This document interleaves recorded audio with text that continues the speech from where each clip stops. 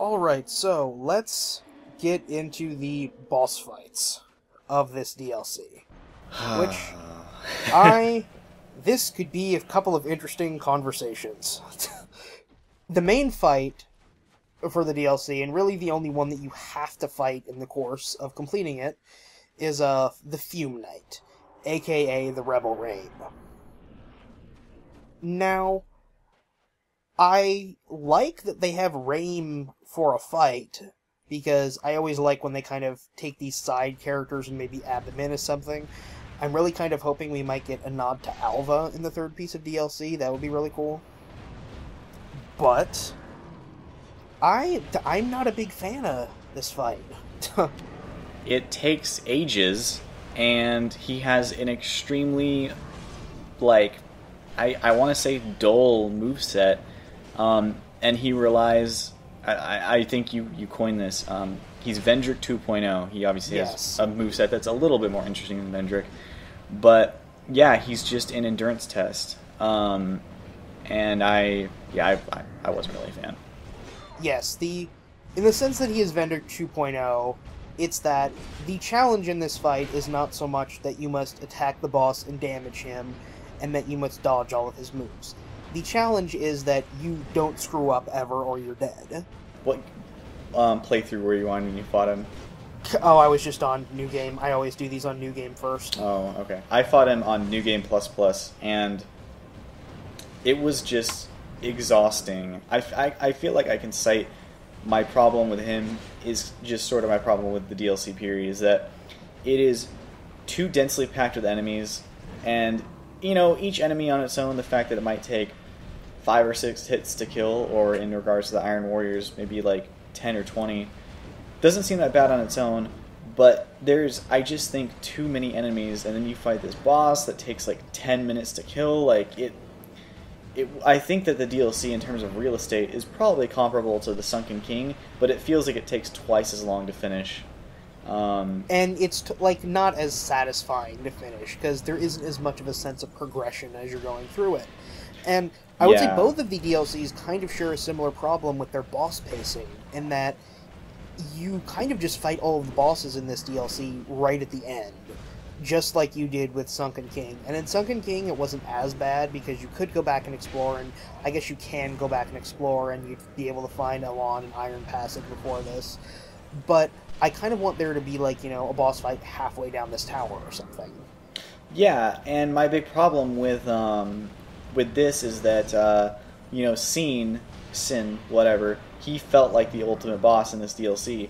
The Fume Knight does not feel like the ultimate boss, and he's the first boss I killed. He's the first one I encountered, and he is the one that kind of ends the DLC, quote-unquote. So, yeah, I thought that he was the worst boss in the DLC as well, so I didn't like how they kind of built so much around him when the fight wasn't very good, and he's also the first one you're probably going to encounter. So. Well, I wouldn't say he's the worst boss in the DLC, but I will get to that in a moment. Okay. He does have a kind of a nice feature in that you can exploit his tie to Veldstat, and if you come in with Veldstat's armor on, he'll go into his super mode immediately. That is a very nice touch. I like that they added that. I thought that was a really cool touch. Mm-hmm. But aside from that, I just don't really think this guy has that much going on. Yeah, he's a simple fight, which is fine. They're obviously, all 3 of the bosses in this DLC are simple fights, which I think is a problem. But I think it showcases doing a simple fight well, and then doing a simple fight not so well. So, speaking of the boss fight I think is worse than this one, let's go into Smelter Demon. He's Smelter Demon again, only blue and does magic, and has slightly altered timings. But Smelter Demon was awesome. So if they're going to reuse any boss from Dark Souls 2, as lazy as it is, I'm glad that they at least reused one of the best ones. So I would still rather fight Magic Smelter Demon than this brand new Vendrick 2.0. You used the phrase, if they were going to use a boss at all. And I feel that is key here, because I would rather not have a boss that is a blatant combo like this than to have... Well, I would rather there not be a boss here at all than to have a boss that is so close to one we already have. Like, at least, the very least you could do is give us, like, a different arena. They changed him a tiny little bit, but it's a pretty superficial change. After the co-op boss from Sunken King was basically just 3 NPCs, I had pretty low expectations for what this boss was going to be, so it's like, oh, Smelter Demon, but he's blue. Okay, I'm down with that, I guess. Like I said, I had no expectations for what was going to be through that fog gate. I didn't really care. I was pretty unoffended by him, and like I said, I think it's going to be a running theme. I'm pretty sure the co-op boss for Ivory King, that it's probably also going to just be a reused asset or something like that. Either a reused boss or an amalgamation of stuff that we've already encountered. So I think, I kind of went in expecting that. At least, they reused one of my favorite bosses. That was fine. And a pleasant surprise after that fucking tiring Fume Knight fight. What's ironic is that I still fought Smelter Demon by myself in a boss fight that was more designed to be fought with other people. And he was still, I killed him significantly quicker than Fume Knight, which was baffling, so... But yeah, as I said, I would rather not fight this boss. I'm usually pretty adamant about when I play through these games of, I'm going to fight all the bosses, I'm going to fight all the optional bosses each time I go through. This is a boss that I would probably just avoid, because I will already kill Smelter Demon, so I don't really need to kill Smelter Demon 2.0. Partly because he doesn't really have the greatest reward in the world, which is Pharos' Mask. AKA Mask of the Father 2.0. It's a pretty cool mask. I was expecting another flower piece, but we got the flower skirt. We got the father mask. Now I'm wondering. So we need a shirt in the next DLC. Right. I hope it's an MLG shirt, or it's a shield with. Oh man, I don't know. Maybe we'll get like a special Zweihander. Maybe we'll get a lightning Zweihander that looks different or something. That'll be the reskinned item that you get in the Medulla chest. So yeah, we got Smelter Demon, and I guess, talking about Smelter Demon, we should probably talk about Iron Passage a little bit, too. This area is awesome. I loved it, and I wish that there were other areas that were explicitly designed for 2 players to tackle in 2 different ways simultaneously. Yeah, it's a really cool setup for a level. And it's a nice co-op twist in that you have to be independently powerful of each other, and you can't really rely on sort of exploiting targeting, because, the whole common tactic of if you have more than one person, you can backstab guys really easy and everything, and the splitting of enemy attentions is a really big strategic advantage in your favor, and this area kind of eliminates that. Yeah, I love it. I really, really like how this place was designed. I think it can maybe deal with being a room longer or so, but it didn't wear itself out. And it's more satisfying to do it in co-op and to kill every enemy than it is to just rush to the fog gate, which is something you can definitely do. Then the third and final boss of this DLC is Knight Alon, or Sir Alon, I guess. Right. I am actually going to be the one to complain about reused assets here, because the Dark Souls games had made a pretty good... you had Artorias Seat of the Abyss and Sunken King, and both DLCs featured entirely new sets of enemies. Some were, pretty similar to shit you fought before, but never fully reused enemies. And then for up to Sir Alon, you're fighting enemies that you've killed literally hundreds of times before. Probably thousands in some cases. And that was exhausting. Not that difficult. I wouldn't mind it so much, even if there's a ton of enemies if they were new. But I was kind of tired of fighting the Alon Knights again, and you kill like 20 of them on the way to the boss. So I guess this will be the area of reversed opinions, because I'm okay with fighting Alon Knights here, because if you're going to fight Alon Knights, this is kind of like the most thematically appropriate area to do so. I feel like they could have done a more interesting twist on them, and the area before Sir Alon is so drab and forgettable. So I would definitely agree with that. This whole memory, aside from his amazing boss room, is pretty boring. There's not really much to it. It's just kind of a slog through a couple of hallways with a bunch of enemies. Right. What is the thematic, like, contextualization for this memory anyway? I mean, the memory context for everything else you visit seems to make sense. I have no idea why I'm visiting the memory of the Old Iron King through Alon's armor and what this memory represents. Yeah, it was some guy who broke into the castle and fucking murdered a lot of people. That's the only thing I can gather. The story behind Alon is that he came to the Old Iron King and became like one of his top leading generals. He was allies with the Old Iron King. Yeah. And hence the Alon Knights getting their name, and why they have katanas is because he was like a warrior from the East. So that's like what the whole backstory is there. And yeah, the Old Iron King was also a giant weeaboo, so... yeah. It's sort of a similar story setup to the Giant Lord, where in the lore of the game, a quote-unquote mysterious warrior killed him, and we know it was actually the player who did it. Right. Because they went back in time into the Giant's memory and did it. And here, I think the implication is that because if you read up on some of the lore stuff, it says Alon vanished into the East and nobody knew what happened to him. Well, now we know what happened to him. We killed him. That's not vanishing into the East, though, because we're not in the East, are we? I thought we were in some... Well, no, I think the implication is that that is what everyone assumed, but in reality, Alon just got killed. That's a stretch. I don't know. It mentions that the knights are named after him after he departed or was killed or whatever. I don't know. It seems weird to say, like, you're going to name your knights after this guy who has fulfilled his duty and has moved into other things. I don't understand how you could possibly name them under the context of that when some guy slaughtered about 20 of them and then killed him in what is presumably some property owned by the Old Iron King. Like, I don't know. Historical revisionism. That's not something I can suspend my disbelief for, I guess. Okay, fine. Alright, well, let's talk about Alon then. Oh, man.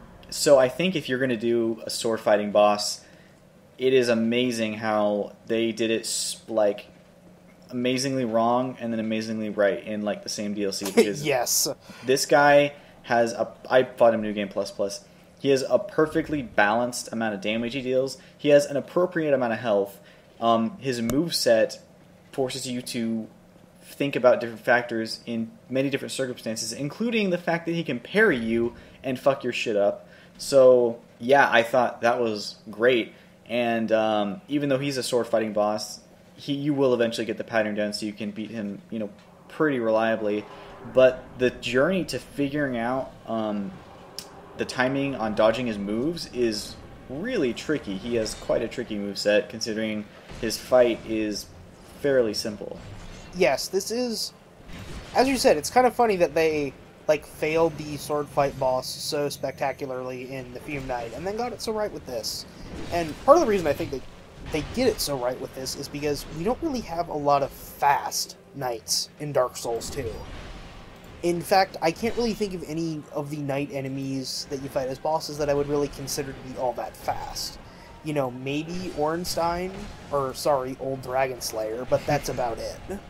Having that be sort of a novel experience in comparison to other stuff, I think makes it stand out more. And I do like that they actually went the extra mile and had that fast fight like that.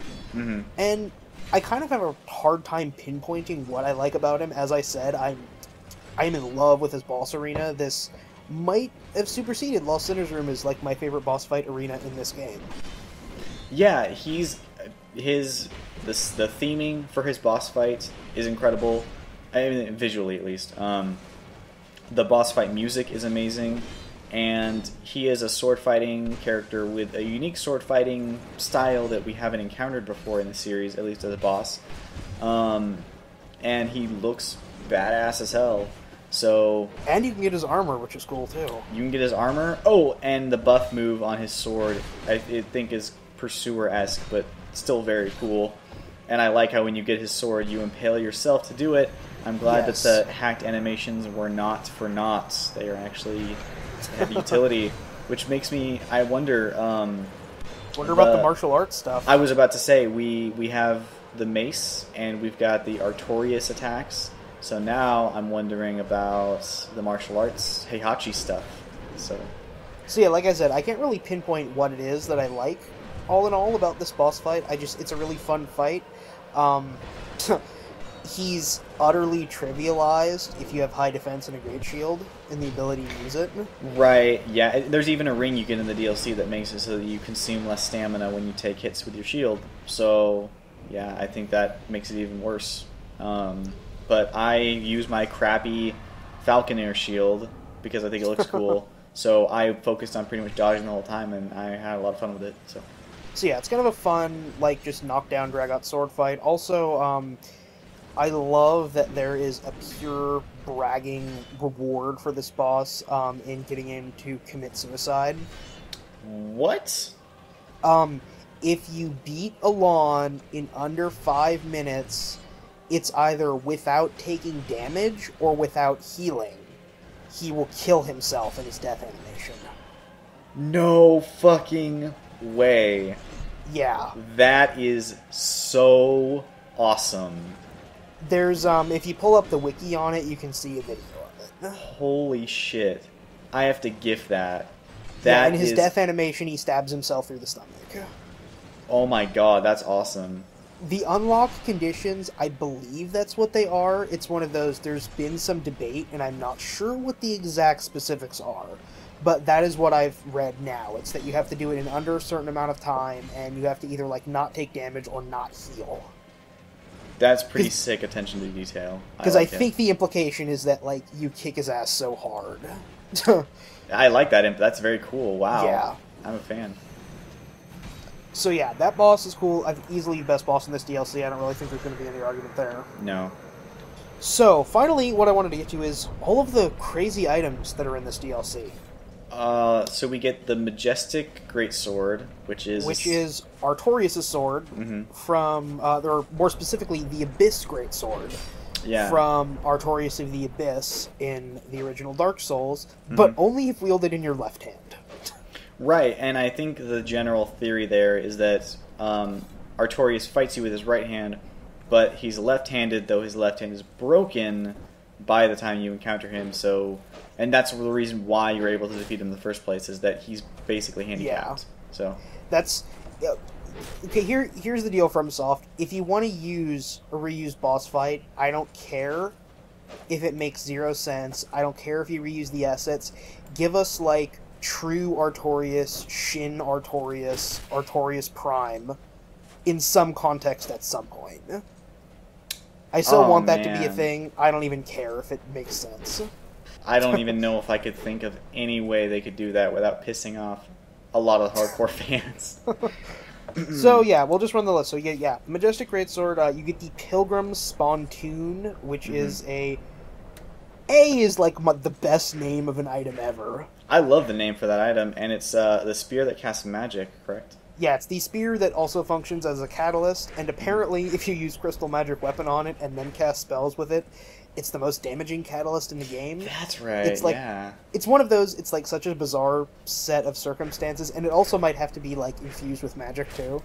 It's such a bizarre set of circumstances for that to be to like take effect, but given how PvP works in this game, I'm sure someone will find a way to abuse it. There is the Hollow Skin. Yeah, which makes you almost impervious to curse, and apparently it uncovers a lot of developer messages too, right? Yeah, it's a very odd item. And looks actually a lot like the faces, I noticed this earlier, of the Scorcher enemies. Oh yeah, you're right.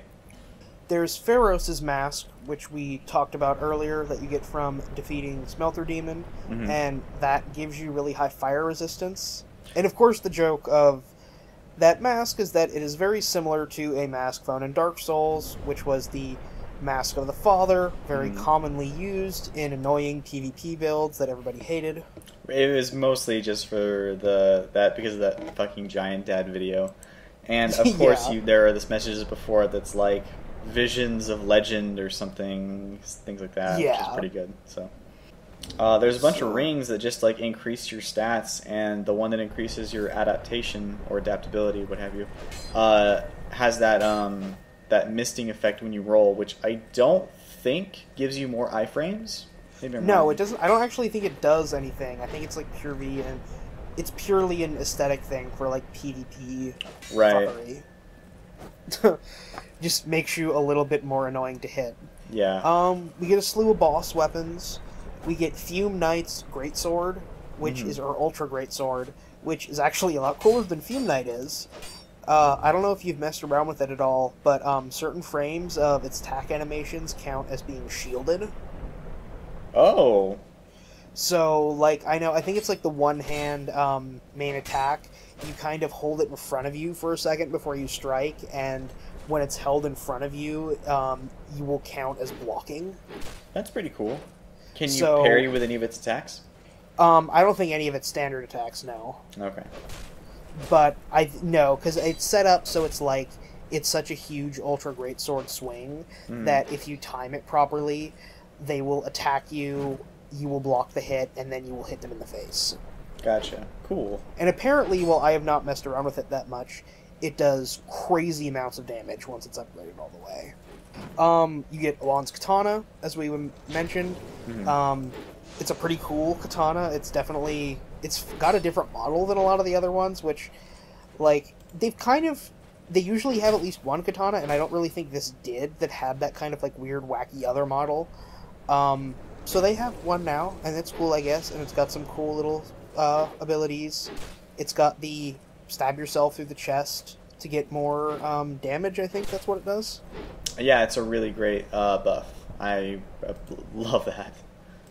I kind of wish Fume Knight would have dropped, like, a Pyromancy Dark Flame enchant for a weapon, because that seems like a really logical spell for him to Right. drop, or to use his soul to create. Mm-hmm. And then from Dahlia's soul, once you finally construct it, you can get, as I understand, two things. You can get a Catalyst, which is utterly pointless, because it has the slowest casting speed by far of anything in the game. And people haven't figured out what makes it worthwhile yet. Like it's Yeah. Okay. People are... Because it's one of those things where it's so bad, and it seems to be so pointless, that there has to be something that it does good, and no one's figured it out yet. Mm-hmm. Because it is so slow, to the point where, like, if it's intended to be this slow, someone messed up. Right. Like, someone didn't input the 1, and it was supposed to be 125 instead of 25. Right. Because that's what the casting speed on this thing is. It's 25. So, like, your longer casting speed spells take, like, 10 seconds. Even if it is broken, like, by accident, I wonder if they'll keep it that way just to keep messing with people. I would kind of like them to. I usually have a thing in games where if you have a glitch like that or some kind of mess up, I at least want them to keep it in some form. Right. And we got a couple new spells. We got Dance Fire. It's a pyromancy with a really crazy hitbox. Fire Snake, which is a really useful pyromancy that I am kind of surprised we have not gotten before. That's just basically a giant pillar of flame in front of you that travels forward. Right, yeah. Which is a fucking pretty- irritating, and it tracks you. To be fair, it's 2 attunement slots and you get only 2 casts of it. I suppose. So, it's a pretty iffy spell. We talked- Is there anything else you want to go over? I hope that the next DLC is better than this. I didn't expect it to be as good as Sunken King because I loved Sunken King. It was sublime and it was almost perfect. This, it feels it's a little more mundane in its design, and I would be okay with that. I don't mind more standard Dark Souls-y areas. And the level design is creative, and it has one amazing boss fight, but the bosses overall just don't match up to Sunken King. The pacing suffers significantly, where you have enemies that I think are more tiring to fight then they are interesting. And even though the DLC is not larger than Sunken King, it takes a lot longer to like just progress through. So I think I would agree with pretty much all of that. I don't necessarily mind that it's mundane, and ultimately I still like this area a lot better than a lot of the base areas from the original game. mm-hmm. And that I think just in terms of pure raw level design, this is actually a pretty cool area. I would kind of rather have more large areas like this than smaller areas laid out over like a large portion of the map. Mm-hmm. In that sense, I think it's a cool area. I think it's got some cool set pieces, like I mentioned, that armor room. I really like the fight against Assassin Malderon. I really like Alon. But just as a cohesive piece of DLC, there's so much stuff that I don't necessarily find bad. I just kind of find it, uninteresting. It didn't impress me. Mm-hmm. But that said, still fun. I still think it's worth $10. Oh, absolutely. I definitely got quite a few hours out of it, so for sure. Alright, everyone. Well, I think that is pretty much going to cover it for the DLC chapter. We got through this a little bit faster than we got through Sunken King. Yeah, that's true. And we'll have another one of these at some point in the future. Awesome. I am excited. Alright, guys. Thanks for watching. Alright, see you later.